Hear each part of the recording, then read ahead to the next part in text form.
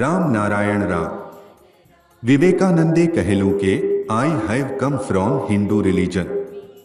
તેમણે આ વાત અમેરિકાના કોન્ફરન્સમાં કહી હતી. જો હું ગયો હોત તો હું આ વાત ન કહત.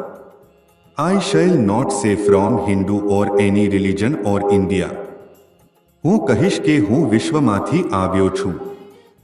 હું વિવેકાનંદની આ વાત આઈ કમ ફ્રોમ હિન્દુ રિલિજનનો સમર્થન કરી શકતો નથી. શું આ વેદાંતની વાત છે? તમે વેદને ભાગોમાં કેમ વહેંચશો? વેદ તો વેદભૂમિમાંથી ઉત્પન્ન થયા છે. આ વેદ સૂર્ય શક્તિ, પ્રકાશ શક્તિ અને જળ શક્તિથી સર્જાયા છે. આ બધું જાણીને પણ જો તમે કહો કે આઈ કમ ફ્રોમ હિન્દુ રિલિજન, તો હું તમને 0 ગુણ આપીશ.